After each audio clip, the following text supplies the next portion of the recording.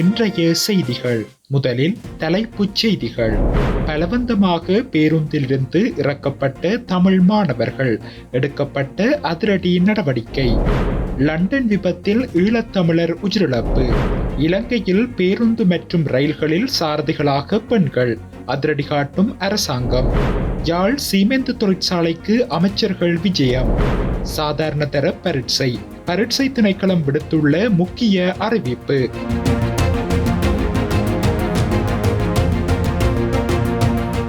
தொடர்வென விரிவான செய்திகள். பாடசாலை மாணவர்களை பேருந்தில் இருந்து இறக்கிய இலங்கை போக்குவரத்து சபையின் ஹட்டன் பேருந்து நடத்துனர் பணியிடை நீக்கம் செய்யப்பட்டுள்ளதாக போக்குவரத்து அமைச்சர் பிமல் ரட்நாயக்க தெரிவித்துள்ளார். பருவச்சீட்டுடன் சென்ற குறித்த மாணவர்களை பேருந்து நடத்துனர் பேருந்தில் இருந்து இறக்கும் காணொலியொன்று சமூக வலைதளங்களில் பரவி வருகின்றது. குறித்த நடத்துனர் மாணவர்களை பேருந்தில் இருந்து இறக்கியது மட்டுமல்லாமல் இது என்னுடைய பேருந்து என்று கடுந்தோணியில் கூறுகின்றார். இந்த விடயம் தற்போது முக்கிய பேசுபொருளாகவும் மாறியுள்ளது. இது தொடர்பில் நாடாளுமன்றத்தில் கருத்துரைத்த போக்குவரத்து அமைச்சர் பிமல் ரட்நாயக்க குறித்த பேருந்து நடத்துனருக்கு எதிராக ஒழுக்காற்று விசாரணைகள் நடத்தப்பட உள்ளதாக தெரிவித்துள்ளார். அத்துடன் அவரை பணியிடை நீக்கம் செய்வதற்கு அதிகாரிகள் நடவடிக்கை எடுத்துள்ளதாகவும் சுட்டிக்காட்டினார். இதன்படி அவருக்கு எதிராக விசாரணைகள் நிறைவடையும் வரையில் அவரை மீண்டும் பணியில் இணைத்துக் கொள்ளாதிருக்க தீர்மானிக்கப்பட்டுள்ளதாகவும் போக்குவரத்து அமைச்சர் பிமல் ரட்நாயக்க குறிப்பிட்டுள்ளார். லண்டனில் இடம்பெற்ற விபத்தில் புலம்பெயர் தமிழரான முல்லைத்தீவைச் சேர்ந்த குடும்பஸ்தர் ஒருவர் உயிரிழந்துள்ளார். கடந்த 3ஆம் திகதி லண்டனில் நடந்த விபத்து சம்பவத்தில் 49 வயதான முல்லைத்தீவு புதுக்குடியிருப்பைச் சேர்ந்த குடும்பஸ்தர் ஒருவர் உயிரிழந்துள்ளதாக கூறப்படுகின்றது. குறித்த பாதசாரிகள் கடவையில் வீதியை கடக்க முற்பட்ட போது வேகமாக வந்த காரொன்று மோதியதில் இவர் உயிரிழந்துள்ளதாக கூறப்படுகின்றது. இந்நிலையில் குறித்த குடும்பஸ்தரின் உயிரிழப்பு அங்குள்ள தமிழர்களிடையே துயரத்தை ஏற்படுத்தியுள்ளது. இலங்கை போக்குவரத்து சபைக்கும் ரயில் சேவைக்கும் பெண்களை பணியமர்த்துவதற்கு கொள்கை ரீதியான தீர்மானம் எடுக்கப்பட்டுள்ளதாக அமைச்சர் பிமல் ரட்நாயக்க தெரிவித்துள்ளார்.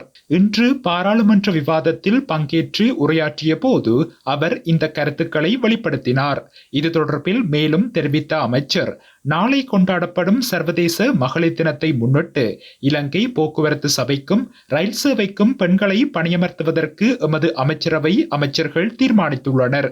பேருந்து ஓட்டுநர்களாக, ரயில் சாரதிகளாக, பாதுகாவலர்களாக பெண்களை இன்னும் சில நாட்களில் பார்க்க முடியும்.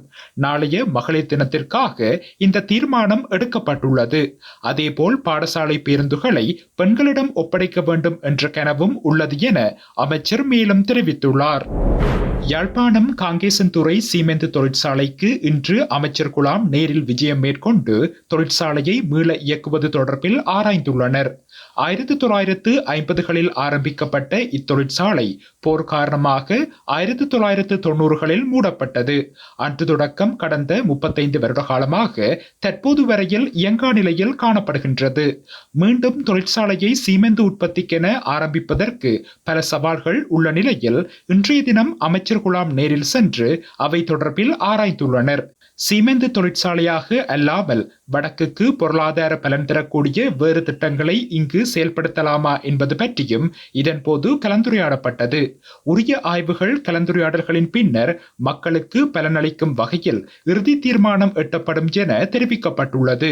இந்த விஜயத்தில் இலங்கை கைத்தொழில் மற்றும் தொழில் முயற்சிகள் அபிவிருத்தி அமைச்சர் சுனில் ஹத்துனெத்தி, கடற்தொழில் அமைச்சர் ராமலிங்கம் சந்திரசேகர், நிதி மற்றும் திட்டமிடல் பிரதி அமைச்சர் ஹர்ஷன சூரியபெரும, வடமாகாண ஆளுநர் நா வேதநாயகன், தேசிய மக்கள் சக்தியின் நாடாளுமன்ற உறுப்பினர்களான கருணநாதன் இளங்குமரன் மற்றும் ஸ்ரீ பவானந்த ராஜா, யாழ் மாவட்ட செயலாளர் மருதலிங்கம் பிரதீபன் மற்றும் அரசு அதிகாரிகள் பலரும் கலந்து கொண்டனர்.